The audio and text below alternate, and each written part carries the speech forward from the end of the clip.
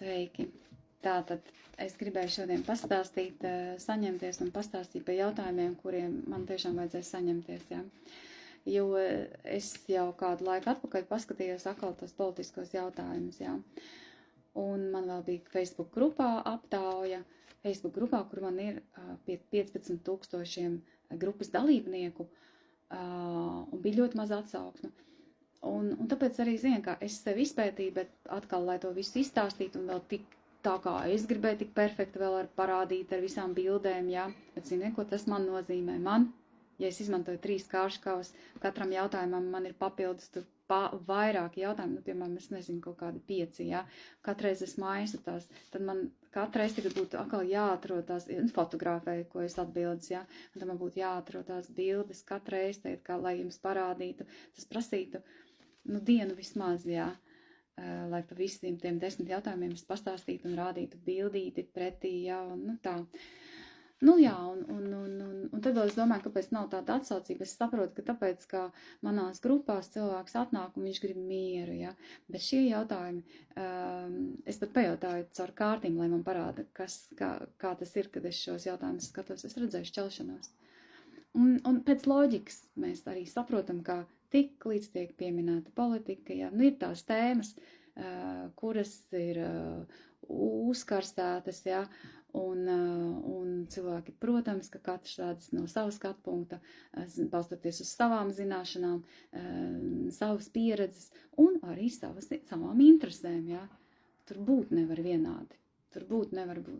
Ja? Un plus vēl tik dažādi informācijas avoti, un ja cilvēks barojās no viena informācijas avota, ja, kur rāda, jūs jau paši saprotiet, kā var informāciju sagrozīt, kaut vai rādot tikai tendenciozi, tikai viena veida sižets, ja, viena veida tēmas, ja, vai uzsvarot viena veida kaut kādu patiesību, ja.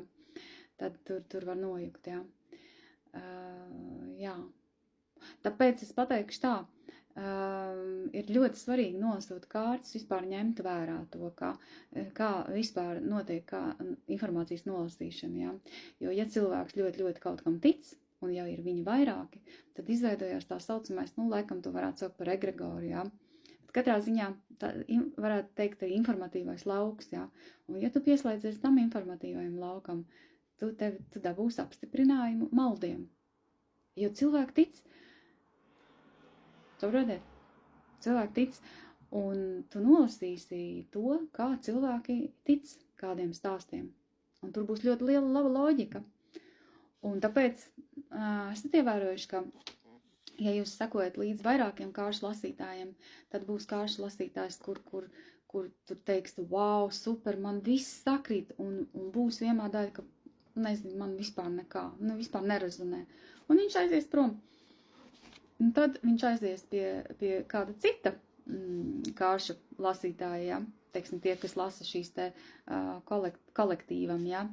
Un teiks, wow, super, un savukārt kāds cits atkal pateiks pilnīgi, ka man ne. Tāpēc, ka mēs visi esam interpretētāji, un kam tu esi pieslēdzies. Jā, un kā tu arī interpretē, vai ne? Taču viena situācija var dažādāk interpretēt, un ar vienu tā interpretācija rezonē, otru nē. Jā, viss ir par interpretāciju, ko es ar to gribu teikt, viss ir par interpretāciju, jā.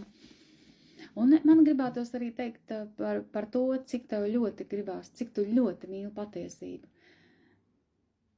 Jā, tāpēc, ka ja mēs gribam tikai sev dabūt apstiprinājumu, ja tik ļoti gribās, to var dabūt, jā. Bet, ja tev gribās vēl vairāk par to dzirdēt patiesību, tā jau ir cita lieta. Lūk, jā, tā. Ziniet, visu laiku kaut kas notiek, un es nevaru ierakstīt šo te ierakstu, ja? Es jau 5. reizi rakstu, un tas arī tāda kāda pretestība ir, ja? Es pēc īsti jau vairs neatceros, ko es pateicu tad, un ko es tagad pateicu, ja? Pēc bail pilnīgi atkārtoties. Jā. Jā. Es tagad nezinu, vai šajā ierakstā es pateicu, ka ļoti tas, kā es nolasīju Latvijas prognozi, un tas, ko es tagad redzu, man perfekti sakrīt. I par to, ka paskatieties, tā ir robeža jautājumi, i par to, ka NATO vajadzēs lūgt palīdzību, to saspringtību, spriedzi par informācijas kariem, jā, to visu es arī redzēju, jā. Un arī to, ka būs ļoti daudz šie te melu stāsti apkārt, kam cilvēki ticēs.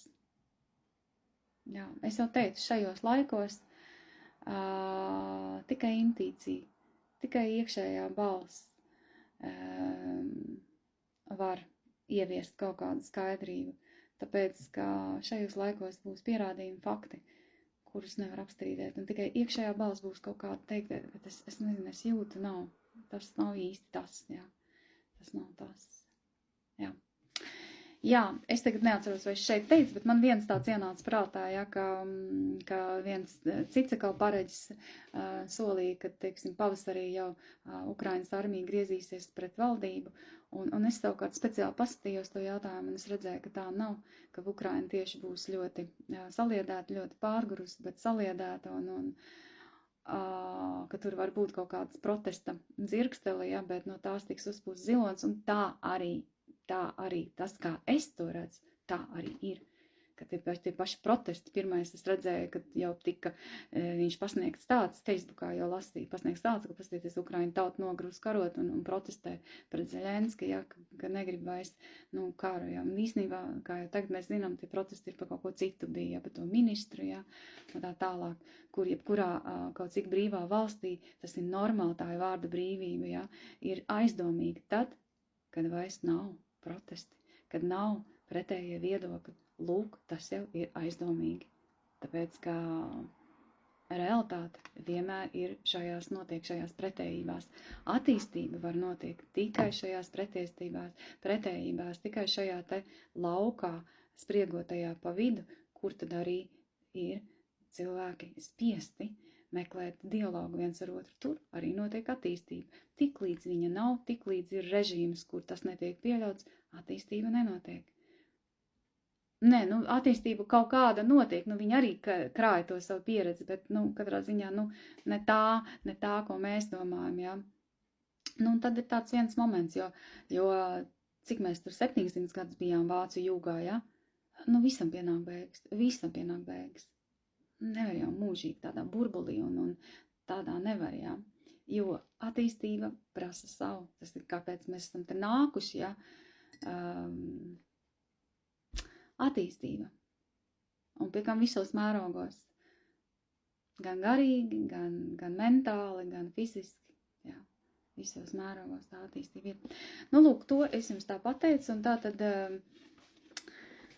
tātad es gribu aplūkot šos te jautājumus par, sāksim ar to, uz ko mums kā iedzīvotājiem pašiem jākoncentrējas. To uzdeva viena grupas dalībniece,